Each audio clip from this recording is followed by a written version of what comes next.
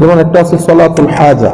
সলাতুল হাজা, কোন মানুষ যখন কোন একটা নেসেসিটি ফিল করে যে আমার এটা একটা হাজত, আমার এটা খুব জরুরি জিনিস, তো আমার নবী সাল্লাল্লাহু আলাইহি ওয়াসাল্লামের পক্ষ থেকে 2 রাকাত নফল নামাজের কথা আছে। এটাকে সলাতুল হাজত বলে, প্রয়োজনের নামাজ। আপনার যে নিডস, আপনার যে প্রয়োজন, আপনার যে চাওয়া, সেটা আল্লাহর দরবারে চাওয়ার জন্য 2 রাকাত নফল নামাজ। কুল ইয়া আইয়ুহাল কাফিরুন কুল হুয়াল্লাহু আহাদ দিয়ে আমি 2 রাকাত নামাজ পড়ছি সলাতুল হাজা, নফল নামাজ হিসেবে। তো নফল নামাজের পরে তখন আল্লাহর দরবারে দোয়া করবেন, আর আপনার মনের যে চাওয়া, যে ইচ্ছা, সেটার জন্য আল্লাহর দরবারে দোয়া করবেন। এটাকে সলাতুল হাজা বলে। এটা আপনি যে কোনো সময় পড়তে পারেন, যে কোনো সময়। তবে কিছু সুন্দর সময় আসে যেগুলোতে এই সমস্ত নফল নামাজগুলো অসম্ভব গুরুত্বপূর্ণ, যেমন মাগরিবের পরে অথবা এশারের পরে। যে কোনো সময় পড়তে পারেন, তবে হারাম সময়গুলো ছাড়া, যেমন আসরের পরে করা যাবে না, ফজরের নামাজের পর পর করা যাবে না, অন্যান্য সময় আপনার এই নামাজগুলো পড়বেন। আরেকটা গুরুত্বপূর্ণ নামাজ, এটা আমাদের সমাজ থেকে উঠে যাচ্ছে টোটালি, কিন্তু হাদিসে পাকের মধ্যে আসছে আমার নবী সাল্লাল্লাহু আলাইহি ওয়াসাল্লাম সাহাবায়ে কেরামকে অন্যান্য জিনিস যেভাবে শিক্ষা দিয়েছেন সেভাবে এই নামাজটাও শিক্ষা দিয়েছেন। এটাকে বলে সলাতুল ইস্তেখারা। সলাতুল ইস্তেখারা আমরা বলি ইস্তিখারার নামাজ, ঠিক আছে? ইস্তেখারা মানে হচ্ছে আল্লাহর দরবারে পরামর্শ চাওয়া, আল্লাহর দরবারে পরামর্শ চাওয়া। সাহাবায়ে কেরাম রওয়ায়াতের মধ্যে এভাবে আসতেছে যে যে কোনো বড় কাজ, যে কোনো একটা ডিসিশন, ঘর বিক্রি করা, ঘর খরিদ করা, ছেলে মেয়ে বিয়ে দেওয়া, ছেলে মেয়ের ধরেন কোন একটা সমস্যা হয়েছে, আমি এখন সিদ্ধান্ত কি নিব, আমরা হুট করে সিদ্ধান্ত নিয়ে ফেলি, সেই কারণে আমাদের সিদ্ধান্তের মধ্যে প্রচুর পরিমাণ ভুল হয়ে যায়। কিন্তু সাহাবায়ে কেরাম সলফে সালেহিন উম্মত ইস্তেখারা বাদে কোনো সিদ্ধান্ত নিতেন না। আজকের যুগে বড় বড় আলেমরা ইস্তেখারা বাদে সিদ্ধান্ত নেন। এখন ইস্তেখারা এটা কিভাবে করে, এটা আপনারা গুরুত্বপূর্ণ, এটা একেবারে গুরুত্বের সাথে নিবেন এবং ছেলেদেরকে বলবেন যে এই কাজটা করে। সেটা হচ্ছে এশার নামাজ, আপনি যখন শুতে চলে যাবেন ঘুমাইতে, মাঝখানে আর কোনো কাজ নাই, তখন বিছানায় যাওয়ার আগে ওযু করে জায়নামাজ বিছিয়ে 2 রাকাত সলাতুল ইস্তেখারা নিয়ত করবেন। আমি 2 রাকাত সলাতুল ইস্তেখারা পড়ার জন্য নিয়ত করছি, আল্লাহু আকবার। ঠিক আছে? চাইলে আপনি 3 বার সূরা ইখলাস শরীফও পড়তে পারেন, অথবা আপনি একবার কুল ইয়া আইয়ুহাল কাফিরুন, পরবর্তীতে সূরা ইখলাসও পড়তে পারেন। যখন আপনি সালাম ফিরাই ফেলবেন, সালাম ফিরানোর পরে কয়েকবার দরুদ শরীফ পড়ে জিকির আজকার করে হাত তুলবেন। হাত তুলে বলবেন, আল্লাহ, আমি আমার জীবনে এই সিদ্ধান্ত নিতে যাচ্ছি, এটা যদি আমার দুনিয়া আখিরাতের জীবনের জন্য কল্যাণকর হয়, গুড হয়, ভালো হয়, তা আপনি কাজটা আমার জন্য সহজ করে দেন এবং এই কাজে আমাকে বরকত দান করেন। আর যদি এই কাজ আমার জন্য মঙ্গলজনক না হয়, তাহলে আপনি আমার মনকে এখান থেকে উঠিয়ে ফেলেন, আমাকে উত্তম জাযা, উত্তম কোনো কিছু দান করেন, নেয়ামুল বদল দান করেন। এটা পরে শুয়ে যাবেন, দেখবেন সকাল উঠতে উঠতে তার আগের দিন আপনি একেবারে মরিয়া হয়ে উঠছেন এটা করার জন্য। দেখবেন সকাল হতে হতে আপনার মন থেকে এটা কি হয়ে গেছে, আপনি ইজি হয়ে গেছেন। যদি কাজটা অকল্যাণকর হয়, যদি কাজটা কল্যাণকর হয়, দেখবেন যে আপনি ডাই হার্ড এটা করার জন্য পাগল হয়ে যাবেন। বুঝতে পেরেছেন? অনেক সময় আমাদের কারণে, কারণ আমরা তো আসলে ওইরকম দিনও প্র্যাকটিস করি না, অনেক সময় রেজাল্ট আসে না একবারে, 2-3 বার করবেন, রেজাল্ট অবশ্যই আসবে, আপনি ফিল করবেন যে রেজাল্ট আসছে। তাইলে আপনারা মিনিমাম 3 বার করবেন। অনেক সময় আমাদের ওখানে বড় বড়, এখনো পর্যন্ত আমাদের বড় বড় আলেমরাও দেখছি কালচার, ইভেন একটা জায়গার মধ্যে আমি এবার আসার আগে একটা বিয়ের প্রস্তাব কোনে আমি দেখাই দিছিলাম, তো ওরা সব পছন্দ, সবকিছু হয়ে গেছে, পছন্দ একে সেটেল, সবকিছু জাস্ট ডেট ফিক্স করা।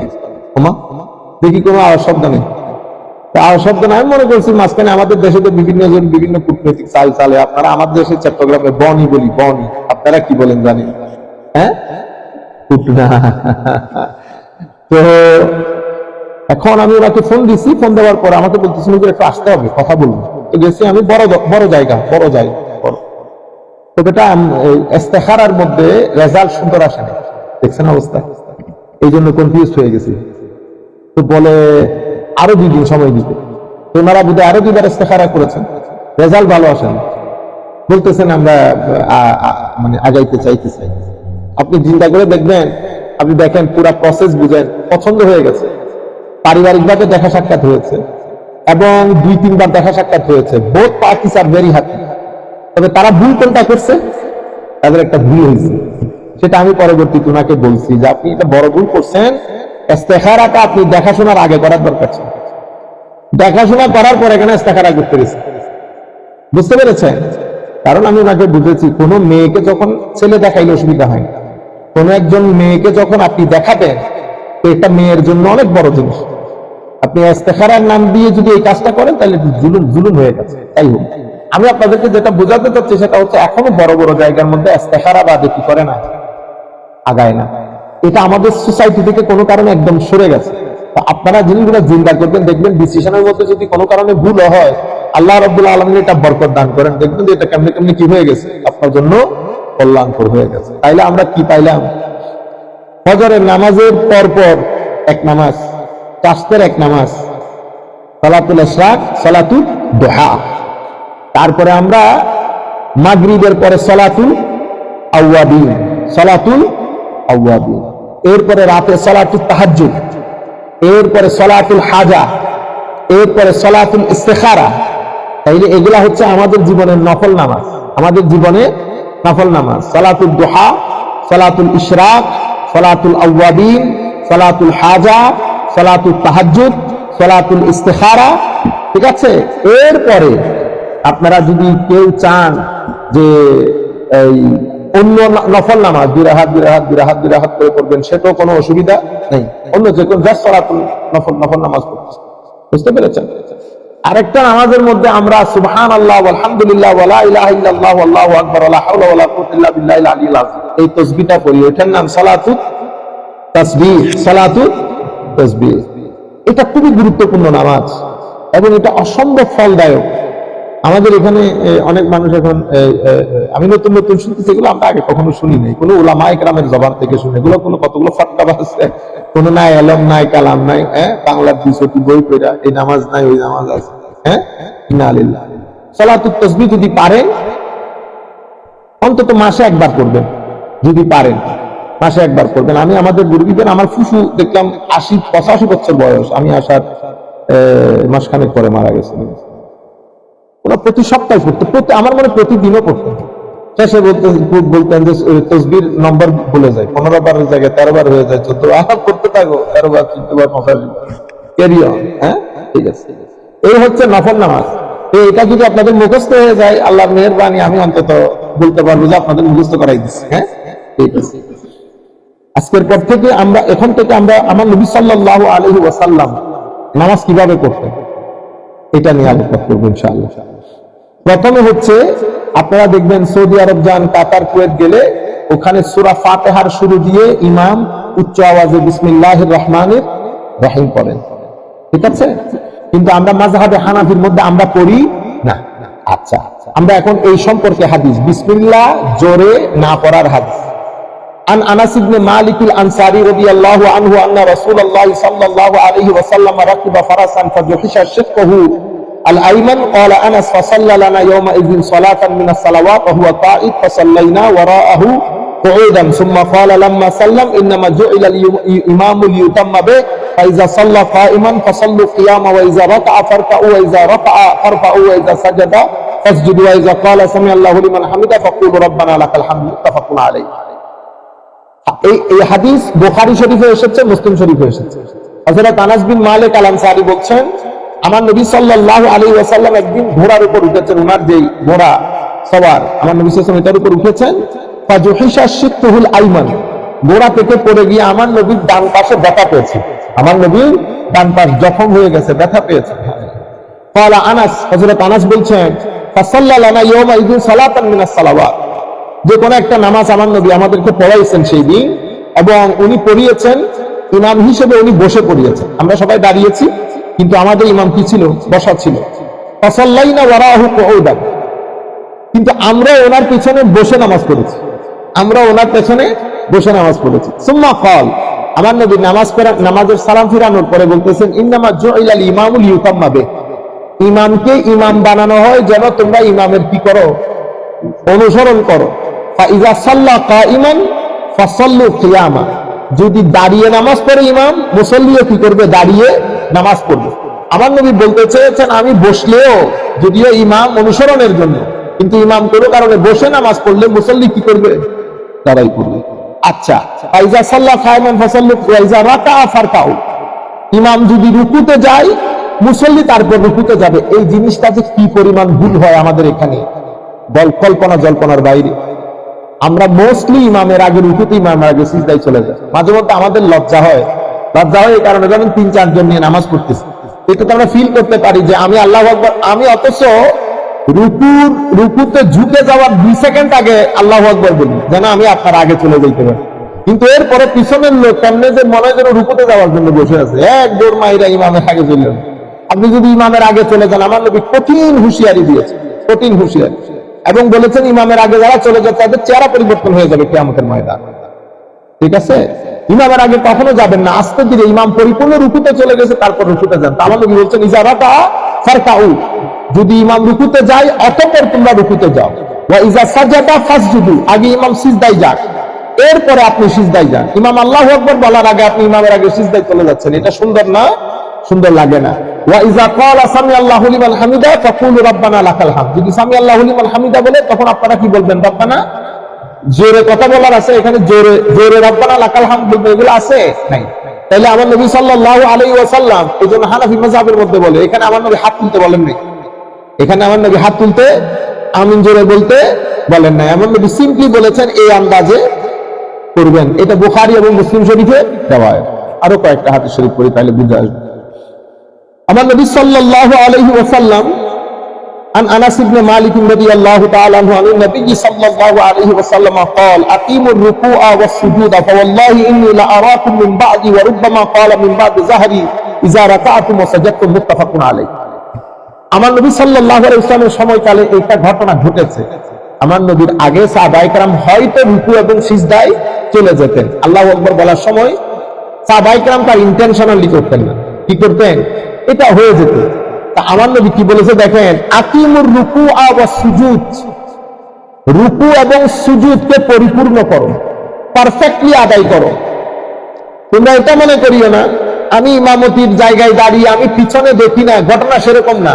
আমি সামনে যেরকম দেখি পিছনেও সেরকম দেখি, আমি সামনে যেরকম দেখি পিছনেও সেরকম দেখি, শুধু সামনে পিছন দেখি না বেটা, আমি তোমাদের অন্তরে খুশু খুদু কতটুকু আছে এটাও দেখি, আমি তোমাদের অন্তরে খুশু খুদু কতটুকু আছে এটাও দেখি। আমার নবী বলছেন ওয়াল্লাহি, আল্লাহর ইজ্জতের কসম করে বলছি, ইন্নী লা আরাকুম মিন বাদি, আমি তোমাদেরকে পিছনে দেখি, দেখতে পাই, I can see you clearly.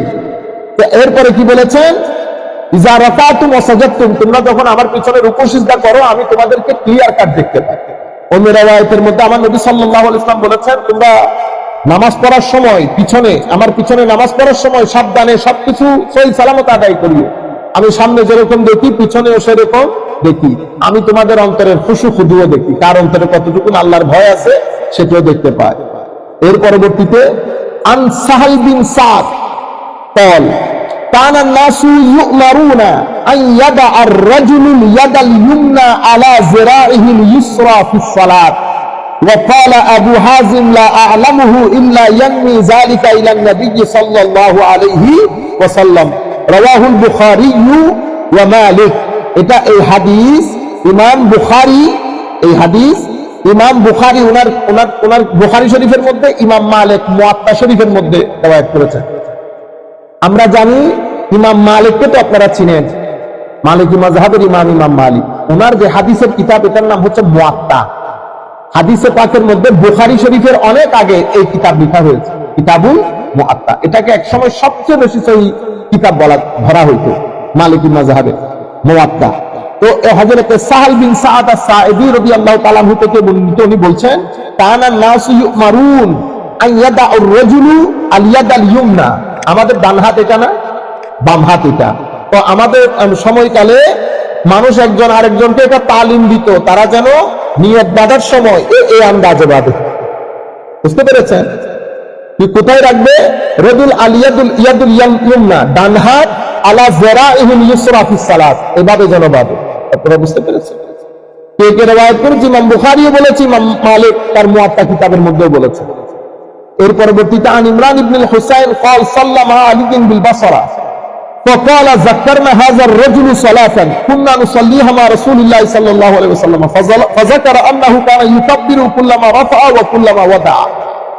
হযরত ইমরান ইবনে হুসাইন বলছেন, আমরা বাসরার মধ্যে, মানে ইরাকের বাসরা শহরের মধ্যে হযরত আলীর পিছনে নামাজ পড়লাম।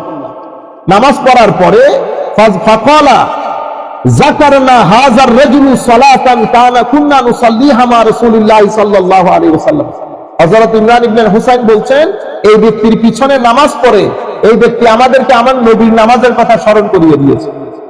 This man reminded us the prayer of the Holy Prophet sallallahu alayhi wa sallam. Fazakara annahu kana yukabbiru kullama rafa'a wa kullama wada'a. বলা হচ্ছে হযরত আলী যখন উঠতেন, যখন রুকু বা সিজদায় যেতেন, আল্লাহু আকবার বলে যেতেন। হাত তোলার কথা জিকির হাদিসগুলোর মধ্যে উল্লেখ নাই। সেই কারণে আমাদের ইমামে আজম আবু হানিফা রাদিয়াল্লাহু তাআলা বলছেন, আমার নবী রাফুল ইয়াদাইন করেছেন, কোনো সন্দেহ নাই, কিন্তু পরবর্তীকালে শেষে যখন নামাজের সবকিছু হয়ে গেছে এস্টাবলিশ, আমার নবী পছন্দ করতেন কোনটা? হাত না উঠানোকে পছন্দ করতেন। এবং আমার নবীর ধারাবাহিক আমল ছিল কোনটা? হাত না উঠানো, এটাকে আমার নবী বেশি পছন্দ করতেন।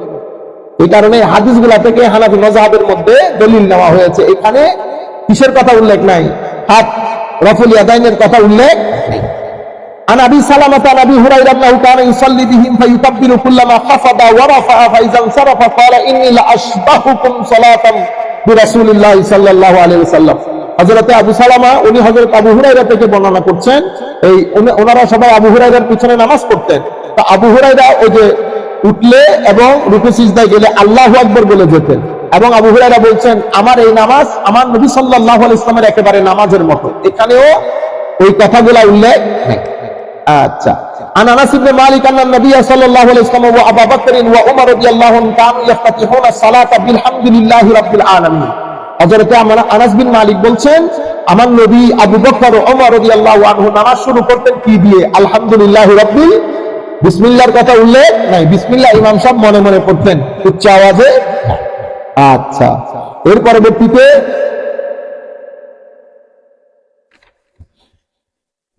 عن ابن عبد الله المغفل رضي الله عنه قال سمعني أبي وأنا في الصلاة أقول بسم الله الرحمن الرحيم فقال لي أي بني محدث إياك والحدث قال ولم أرى أحدا من أصحاب رسول الله صلى الله عليه وسلم كان أبغض إليه الحدث في الإسلام يعني منه قال وقد صليت مع النبي صلى الله عليه وسلم ومع أبي بكر ومع عمر ومع عثمان فلم أسمع حتى منهم يقولها فلا تقولها إذا أنت صليت فقل الحمد لله رب العالمين رواه الترمذي।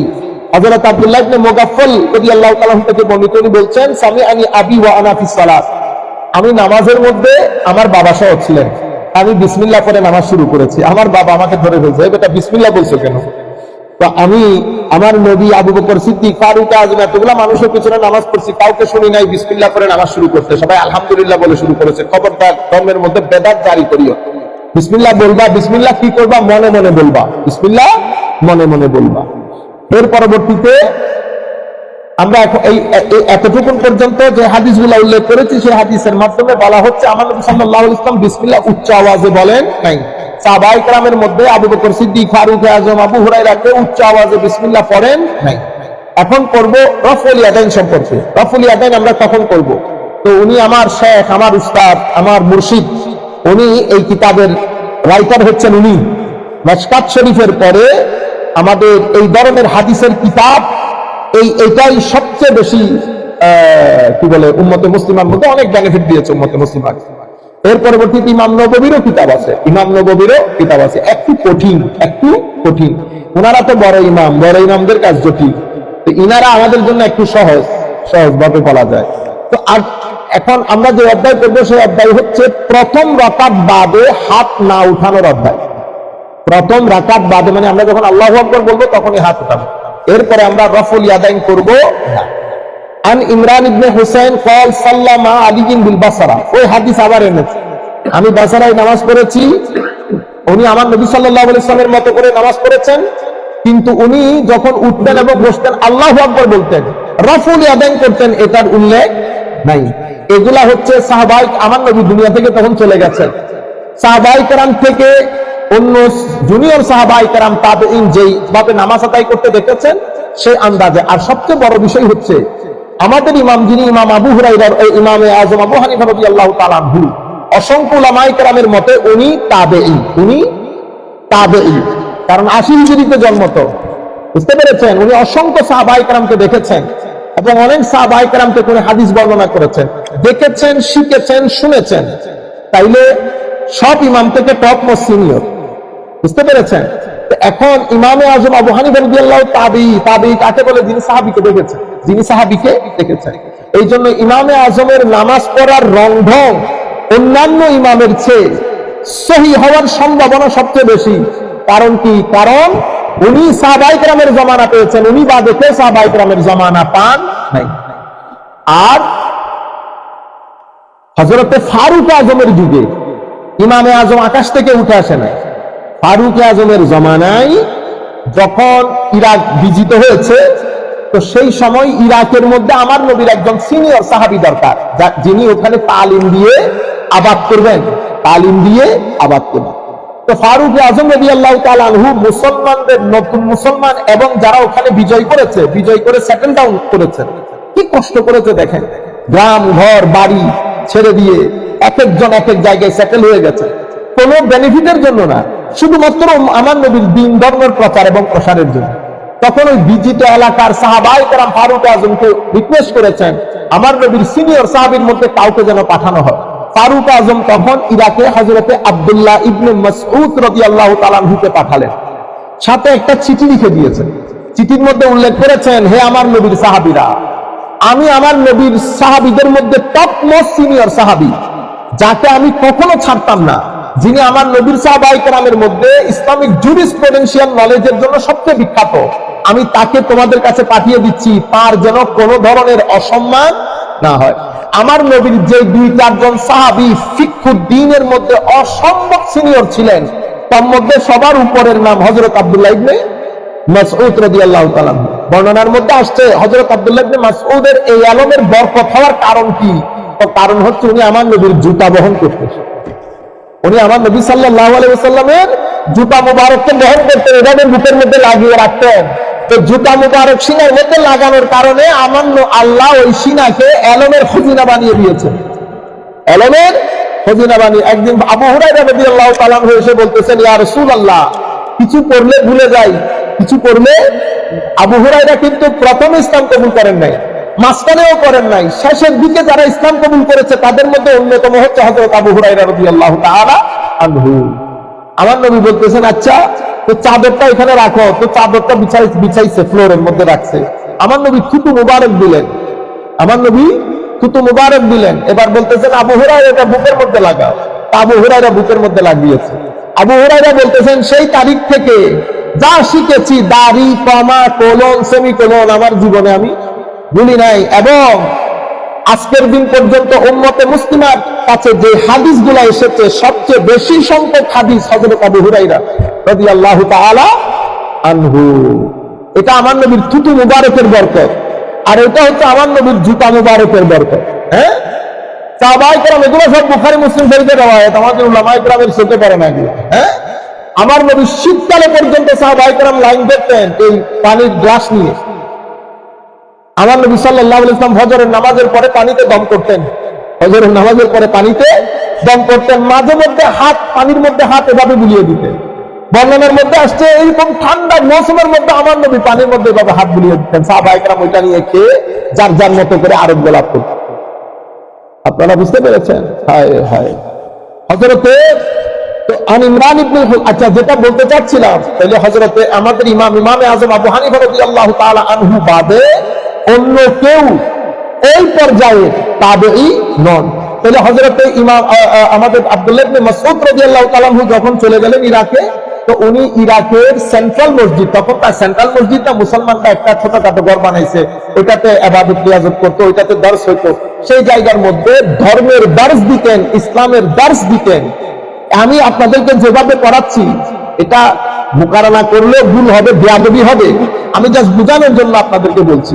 এই আন্দাজে দর্স জারি করেছেন, সেখানে আকীদার কথা হইতো, ফিকার কথা হইতো, ইলমে হাদিস সবকিছু পড়াইতেন। পড়াইতে পড়াইতে লোকজন জমা হচ্ছে, মসজিদ এক্সপান্ড হচ্ছে, লোকজন জমা হচ্ছে, মসজিদ এক্সপান্ড হচ্ছে, মানুষ ইসলাম কবুল করছে, দলে দলে লোক শরীক হতেন। আব্দুল্লাহ ইবনে মাসউদ রাদিয়াল্লাহু তাআলা দুনিয়া থেকে চলে যাওয়ার পরে এই দর্স জারি রেখেছেন আমার আব্দুল্লাহ ইবনে মাসউদের উপস্থিত ছাত্রদের মধ্যে একজন, উপস্থিত ছাত্রদের মধ্যে হাম্মাদ বিন আবি সুলাইমান, ও তার আগে আমি এক্সাক্ট নামটা স্মরণ করতে পারছি না, এরপরে ইমাম নাখঈ, এরপর ইমাম আলকামা, আলকামা নাখঈ, ইব্রাহিম আন-নাখঈ, এই তিনজনের পরে তিনজন যখন দুনিয়া থেকে চলে গেছেন, ইমামে আজম আবু হানিফা একেবারে কম বয়স, একেবারে। তাহলে আব্দুল্লাহ ইবনে মাসউদের পরে তিনজন শিক্ষক ওই দর্সের মধ্যে দর্স দিতেন। যখন হযরত ইব্রাহিম আন-নাখঈ ইন্তেকাল করেন, এগুলো জলিলুল কদর তাবেউত তাবেঈ এবং জলিলুল কদর ইমাম, অল্প বয়সে মারা যাওয়ার পরে ইমামে আজম তখন একেবারে অল্প বয়স, দর্সের মধ্যে বসতেন, কিন্তু সবচেয়ে যোগ্য, সবচেয়ে যোগ্য। সবাই ইমামে আজমকেই মজলিসের মধ্যে বসিয়ে দিলেন। ইমামে আজম মজলিসে বসার দিক, বসরার ওই সিটিং অফ নলেজ পুরো পৃথিবীর মধ্যে বিখ্যাত হয়ে গেছে যে Abu Hanifa Noman, one of the greatest scholars of the Muslim ummah, দর্স দিতেন, দুনিয়া এসে বসতেন, যার যা মন চায় প্রশ্ন করতেন, প্রসিদ্ধ হয়ে গেছে। তো এটা এমন ইমাম, উনি যদি গাছকে স্বর্ণ বলেন, কোন মায়ের ছেলে না এটাকে গাছ বলে, আবার গাছকে স্বর্ণ বললে স্বর্ণ পরিচয় করাই দিতেন, এটা স্বর্ণ, কেউ আর এটাকে গাছ বলতে পারতেন না। এত অসাধারণ এলেমের ভূতপত্তি ছিল হযরতে ইমামে আজম আবু হানিফা। উনি তখন কি করলেন, ইমামে আজম আবু হানিফা নতুন করে সাজালেন, ছাত্রদের মধ্যে যারা অসম্ভব যোগ্য ছাত্র তাদেরকে, তাদের একটা বোর্ড করলেন। অনেকে বলে এটাতে 30 জন সদস্য, 40 জন, 25 জন সদস্য, হযরতে বকি ইবনুল জাররার মতো লোক, হযরত ইমাম আবু ইউসুফের মতো লোক, হযরত ইমাম মুহাম্মদের মতো লোক, সবাই ওনারা ওই মজলিসের মধ্যে ওই বোর্ডের সদস্য ছিলেন। সেই বোর্ডকে হযরত ইমাম আজম আবু হানিফা এক একদিন এক একটা প্রশ্ন ছড়িয়ে দিতেন। মাসালা যদি এরকম হয়, এটার উত্তর কিরকম হবে, এটা যদি এরকম হয়, মাসলা কিরকম হবে। ছাত্ররা এটা নিয়ে গবেষণা করতেন। এভাবে এটা এক্সপান্ড করতে করতে করতে এটার আপনারা এখন কি বলেন, মাযহাবে হানাফি, মাযহাবে, জানিও না আমরা এই মাযহাবের ব্যাকগ্রাউন্ডে। আমি আপনাদেরকে শত কিতাবের কথা 2 মিনিটে বলে দিয়েছি। এটা যদি আপনারা মুখস্থ রাখতে পারেন তা অনেক বড়। হানাফি মাযহাব অস্তিত্বে আসলো কেমনি, হানাফি মাযহাব অস্তিত্বে আসলো কেমনি, এখানে পিছনে কোন কোন লোক আছে, কখন থেকে যাত্রা শুরু। তো যখন কুফার মধ্যে এই দর্সগুলো চলছে, তখন মসজিদে নববীর মধ্যে ইমাম মালিক রাদিয়াল্লাহু তাআলা দর্স দিতেন। ইমাম মালিকের পরে জলিলুল কদর তাবেঈ সাঈদ ইবনুল মুসাইয়্যিব থেকে শুরু করে এরকম জলিলুল কদর তাবেঈরা মসজিদে মদিনা শরীফের মসজিদের মধ্যে দর্স দিতেন। ঠিক আছে, কিন্তু মদিনার মসজিদ তো ছোট মসজিদ, ওখানে বাইরের কোনো লোক নাই, সব এলাকার লোক। তো ওখানে নতুন নতুন মাসলা মাসাইল ছিল না। যিনি যা প্রশ্ন করতেন ওনারা হাদিসের আলোকে উত্তর দিয়ে দিতেন। এখানে কোনো লজিক ব্যবহারের দরকার ছিল না। আপনারা বুঝতে পেরেছেন?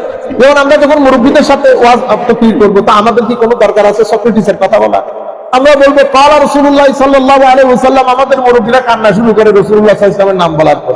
তো আমার এখানে যুক্তির দরকার নাই, আমি শুধু হাদিস থেকে হাদিসটা পড়ে শোনাই দিলে হচ্ছে টাকা আল্লাহ রাসূল এটাকে নিষেধ করেছেন। কেন আমাদের মুরব্বী জিজ্ঞেস করবে হুজুর এটার উদ্দেশ্য কি, এটার কারণ কি, কেউ জিজ্ঞেস করবে? আপনারা বুঝতে পেরেছেন? এটা মদিনা শরীফের রংডাউন ছিল, কারণ মদিনা শরীফের মধ্যে লোকজন কম, ছোট্ট একটা টাউন। আর এদিকে ইমামে আজম করাচ্ছেন কুফা নগরীর মধ্যে। কুফা তখন সেন্টার অফ সিভিলাইজেশন, পুরা দুনিয়ার লোকজন ওখানে এসে জড়ো। যখন করায় মানুষ স্বাভাবিক, আমেরিকার মধ্যে যখন আমি দর্স দিব আর আমি যখন বাংলাদেশে দর্স দিব, দুই ধরনের হবে না। এখানকার ছেলেপুলে ইন্টেলেকচুয়ালি অনেক অ্যাডভান্স, আমাদের দেশের গুলো এরকম অ্যাডভান্স না। তো ওখানে শুকরের মাংস হারাম বলছি, সবাই চুপ করে আছে, কেউ জিজ্ঞেস করে না আমাকে হুজুর এটা হারাম করলো কেন। আমি যখন এখানে বলছি শুকরের মাংস হারাম, ফাতরা আমার জিজ্ঞেস হুজুর হারাম বলছে কেন? গরুর মাংস যদি যায় তো শুকরের মাংস হারাম হইবে কেন? তো এখানে আপনি কারণ দর্শাইতে হচ্ছে। আপনি যখন কারণ দর্শাইতে যাবেন আপনাকে যুক্তি ব্যবহার করতে হচ্ছে। বুঝতে পেরেছেন? ইমামে আজম আবু হানিফার ওই সিটিং অফ নলেজ ওটা অনেক বৃহৎ পরিসরে চলতো। তো ওই জায়গা থেকে মদিনা শরীফের যে দর্স, সেই দর্স থেকে হাম্বলি মাযহাবের ফোয়ারা, শাফি মাযহাবের ফোয়ারা, মালিকি মাযহাবের ফোয়ারা ফুটেছে ওখান থেকে। আর এখান থেকে হানাফি মাযহাবের ফোয়ারা ফুটেছে। দুইটার মধ্যে সাহাবী তাবে জড়িত। ওইটা ওই সিটিং অফ নলেজ ছিল আব্দুল্লাহ ইবনে ওমরের, এটা হযরত আব্দুল্লাহ ইবনে মাসউদ রাদিয়াল্লাহু তাআলা আনহু। এভাবে মাযহাবে গোড়াপত্তন। তো যখন এই দুইটা স্কুল তাদের ব্যাখ্যা বিশ্লেষণ দিয়ে দিয়েছে। পরবর্তীতে কোন ইমাম এই ব্যাখ্যা বিশ্লেষণের উপরে মাস্টারি দেখাইতে যান নাই, সবাই আমান্না ওয়া সাল্লাম মেনে নিয়েছে। কেন? তাদের গ্রেটনেসের কারণে, মহানত্বের কারণে, তাদের অসাধারণ হওয়ার কারণে। এভাবে মাযহাবে হানাফি, মাযহাবে মালিকি এই জিনিসগুলো অস্তিত্বের মধ্যে আসছে। তো হযরত ইমরান ইবনে হুসাইন বলছেন, عن ابي سلمة حضرت كان يصلي لهم فيكبر كلما خفض ورفع فاذا انصرف قال اني لاشبهكم صلاه برسول الله صلى الله عليه وسلم। حضرت মুতাররিব বলছেন, صليت خلف علي بن ابي طالب انا وعمران بن حسين فكان اذا سجد كبر واذا رفع راسه كبر واذا نهض من الركعتين كبر فلما قضى الصلاه اخذ بيد عمران بن الحسين فقال ذكرني هذا صلاه محمد صلى الله عليه وسلم او لقد صلى বিনা সালাত মুহাম্মাদিন সাল্লাল্লাহু আলাইহি ওয়াসাল্লাম মুত্তাফাকুন আলাইহি। হযরতে মুতারিফ ইবনে আব্দুল্লাহ বলছেন, আমি এবং ইমরান ইবনে হুসাইন হযরত আলীর পিছনে নামাজ পড়ি। উনি যখন দাঁড়ান আল্লাহু আকবার বলে দাঁড়িয়েছেন, রুকুতে গিয়েছেন আল্লাহু আকবার বলে, উঠেছেন সামি আল্লাহু লিমান হামিদা বলে, সিজদা গিয়েছেন আল্লাহু আকবার বলে। তো এই আন্দাজে বলার পরে বলতেছেন উনি আমাদেরকে আমার নবীর নামাজের কথা স্মরণ করিয়ে দিয়েছেন। পুরো হাদিসের মধ্যে হাত তোলার কথা উল্লেখ, আপনারা বুঝতে পেরেছেন? রফুল ইয়াদাইন যারা করে তারা কি ভুল করে? ইন্না লিল্লাহি ওয়া ইন্না ইলাইহি। আমরা বলতেছি চার মাযহাব হক, চার মাযহাব প্রত্যেকের দলিল আছে, কিন্তু আমরা প্রত্যেকেই দাবি করে, প্রত্যেকেই চেষ্টা করেছেন আমার নবীর পছন্দের জিনিসটা তুলে ধরতে। আমাদের মাযহাবে হানাফির মধ্যে দলিলের আলোকে আমরা এই আন্দাজে নামাজ আমরা তুলি, প্রথমবারের পরে তুলি। আমরা আরেক দুই একটা হাদিস করে শেষ করে দেবো ইনশাআল্লাহ। এর পরবর্তীতে اللهم صل عن علقمة قال عبد الله بن مسعود الا اصلي بكم صلاه رسول الله صلى الله عليه وسلم قال فصلى فلم يرفع يديه الا مره رواه ابو داود والترمذي والنسائي وزاد ثم لم يعيد। এই হাদিস বর্ণনা করেছেন ইমাম আবু দাউদ, ইমাম তিরমিজি, ইমাম নাসাই। হযরত আলকামা আন-নাখাই, আমি আপনাদেরকে বলি নাই, আব্দুল্লাহ ইবনে মাসউদ পড়াচ্ছেন। হযরত আলকামা রাদিয়াল্লাহু তাআলা হচ্ছে ছাত্র, তবে ছাত্রের মধ্যে অসাধারণ আলেম। হযরত আলকামা বললেন, আলা উসাল্লি বিকুম সালাত রাসূলিল্লাহ। হযরত আব্দুল্লাহ ইবনে মাসউদ আমাদেরকে বলছেন আমি তোমাদেরকে দেখাবো আমার নবী কিভাবে নামাজ পড়তেন। তো সবাই বলেছেন ইয়েস। ক্বালা ফাসাল্লা ফালাম ইয়ারফা ইল্লা ইয়াদাইহি ইল্লা মাররা। হযরত আব্দুল্লাহ ইবনে মাসউদ আমাদেরকে নামাজ পড়ালেন, হাত শুধু প্রথম একবার তুলেছেন, এরপরে আর তুলেন নাই। আপনারা বুঝতে পেরেছেন এখন কি বলেছে? আপনারা একটু খেয়াল করলে বুঝতে পারবেন। হযরত আলকামা আন-নাখাই উনি কে? উনি হচ্ছেন তাবেঈ, উনি হচ্ছেন তাবেঈ। উনি কার কাছে পড়ছেন? আব্দুল্লাহ ইবনে মাসউদের কাছে। আব্দুল্লাহ ইবনে মাসউদ দুনিয়া থেকে যাওয়ার পরে ওই সিটিং অফ নলেজ পরিচালনা করেন হযরত আলকামারা। হযরত আলকামা, এই আলকামা আন-নাখাই, ইব্রাহিম আন-নাখাই, হাম্মাদ বিন আবি সুলাইমান, ইনারা তিনজনের পরে হযরত ইমামে আজম ওই মজলিসের মধ্যে বসেন, ওই মজলিসের মধ্যে বসেন। তো আলকামা বলছে হযরত আব্দুল্লাহ ইবনে মাসউদ আমাদেরকে একবার বললেন আমি তোমাদেরকে দেখাবো আমার নবী নামাজ কিভাবে পড়তেন। তো উনি কি করলেন? ফাসাল্লা, নামাজ পড়লেন। ফালাম ইয়ারফা, হাত তুলেন নাই। ফালাম ইয়ারফা ইয়াদাই, হাত তুলেন নাই। ইল্লা মাররাতান, শুধু একবার। তখন শুরু দিয়ে, শুরুর পরে আর হাত তুলেন নাই। এটা হাদিস বর্ণনা করেছেন ইমাম আবু দাউদ, ইমাম তিরমিজি, ইমাম নাসাই। এর পরবর্তীতে ইমাম আবু দাউদ আরো বর্ণনা করেন, حدثنا معاوية وخالد بن عمرو وابو حذيفة قالوا حدثنا سفيان بإسناده بهذا قال فرفع يديه في اول مرة وقال بعضهم مرة واحدة। শুধুমাত্র প্রথমবার হাত তুলেছেন, পরবর্তীতে আর হাত তুলেন নাই। এর পরবর্তীতে হযরত বারা বিন আযিব রাদিয়াল্লাহু তাআলা আনহু এই হাদিসে বর্ণনা করেছেন ইমাম আবু দাউদ শরীফের মধ্যে, আন্না রাসূলুল্লাহ সাল্লাল্লাহু আলাইহি ওয়াসাল্লাম কানা ইযা ইফতাতাহা সালাত রাফা ইয়াদাইহি ইলা কারীবিন মিন উযুনাইহি সুম্মা লা ইয়াউদ। হযরত বারা বিন আযিব বলছেন, আন্না রাসূলুল্লাহ, আমার নবী, কানা ইযা ইফতাতাহা সালাত, যখন নামাজ শুরু করতেন, রাফা ইয়াদাইহি, হাত তুলতেন, ইলা কারীব মিন উযুনাইহি, একেবারে কানের নিকটে হাত তুলতেন, ঠিক আছে। সুম্মা লা ইয়াউদ, একবার তোলার পরে হাত আর নামাজের মধ্যে তুলতেন না। এর পরবর্তীতে হযরত আব্দুল্লাহ বলছেন, ক্বালা সাল্লাইতু মা রাসূলিল্লাহ সাল্লাল্লাহু আলাইহি ওয়াসাল্লাম ওয়া আবী বকর ওয়া উমর ফালাম ইয়ারফাউ আইদিহিম ইল্লা ইনদা ইস্তিফতাহিস সালাত। হযরত আব্দুল্লাহ ইবনে ওমর বলছেন, আমি আমার নবীর সাথে নামাজ পড়েছি। হযরত আবু বকর সিদ্দিক রাদিয়াল্লাহু তাআলা আনহুর সাথে নামাজ, হযরত আব্দুল্লাহ ইবনে মাসউদ, আব্দুল্লাহ ইবনে ওমর, হযরত আব্দুল্লাহ ইবনে মাসউদ বলছেন, আমি আমার নবীর সাথে নামাজ পড়েছি, আবু বকরের পিছনে নামাজ পড়েছি, ফারুক আজমের পিছনে নামাজ পড়েছি। ফালাম ইয়ারফাউ আইদিয়াহুম, তারা কেউ তাদের হাত তুলে নাই। নামাজ শুরু করা সময় বাদে তারা অন্য সময় রফুল ইয়াদাইন করেন নাই। আখেরি হাদিস আজকের জন্য শেষ। হযরতে সালেম রাদিয়াল্লাহু তাআলা আনহু উনি বলছেন, ওনার আব্বা থেকে রওয়ায়াত করছেন, রাআইতু রাসূলুল্লাহ সাল্লাল্লাহু আলাইহি ওয়াসাল্লাম ইযা ইফতাতাহা আস-সালাতা রাফা ইয়াদাইহি হাত্তা ইউহাজিয়া বিহিমা ওয়া ক্বালা বা'দাহুম হাসবা মানকাবাই ওয়া ইযা আরাদা আন ইয়ারকা'a ওয়া বা'দ মা ইয়ারফা'ু রা'সাহু মিন আর-রুকু'i লা ইয়ারফা'ুহুমা ওয়া ক্বালা বা'দুহুম লা ইয়ারফা'ু বাইনা আস-সাজদাতাইন আন আল-আসওয়াদ রাআইতু উমর ইবনে আল-খাত্তাব ইয়ারফা'ু ইয়াদাইহি ফি আউওয়ালি তাকবীরাতিন সুম্মা লা ইয়াউদ عن عاصم بن كليب عن أبيه أن عليا كان يرفع يديه إذا افتتح الصلاة ثم لا يعود। হযরত আলী বলেন, হযরত ফারুক আযম বলেন, সবার ব্যাপারে রওয়ায়াত হচ্ছে ওনারা নামাজ শুরু করার সময় প্রথমে একবার তুলেছেন, এরপরে হাত আর তুলেন নাই। এখন এই ধরনের বর্ণনা ইমাম শাফঈ রাদিয়াল্লাহু তাআলা আনহু, আহমদ ইবনে হাম্বল রাদিয়াল্লাহু তাআলা বর্ণনা করেছেন। তখন আমাদের মুহাদ্দিসিনে কেরাম, আমাদের উলামায়ে কেরাম কি করেন, কোন হাদিস বেশি সহিহ, বেশি শুদ্ধ, এটার উপর গিয়ে তখন যার যার শরীয়তের মধ্যে ব্যাখ্যা বিশ্লেষণ দান করেন, ব্যাখ্যা বিশ্লেষণ দান করেন। আল্লাহ রাব্বুল আলামিন আমাদের হামি ও নাসির হোক। এটা বড় আজীব কাজ ওলামায়ে উম্মত করেছে। আপনারা অবাক হয়ে যাবেন, এরা কি কাজ করেছে। মাঝে আপনি ঘুমাইতেও পারবেন না এগুলো যখন চিন্তা করবেন, এরা কি পরিমাণ কষ্ট করেছে। এখান থেকে একজনের কাছে একটা হাদিস এসেছে, হাদিসটা বর্ণনা করেছেন ফর এক্সাম্পল আমাদের ইকবাল ভাই।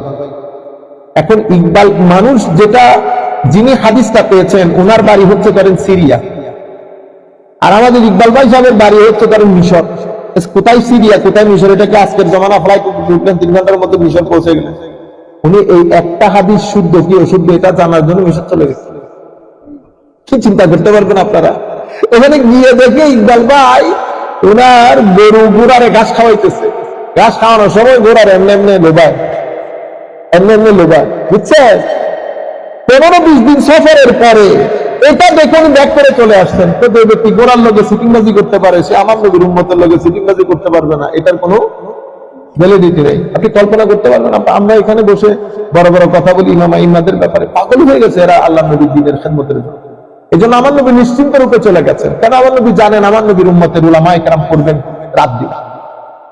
এখনো পর্যন্ত যারা সত্যিকার অর্থে ইলমে দ্বীনের খেদমত করে রাত দিন, আপনি এগুলো সাধারণ মানুষ কল্পনাও করতে পারবে না, সাধারণ মানুষ কল্পনাও করতে পারবে না।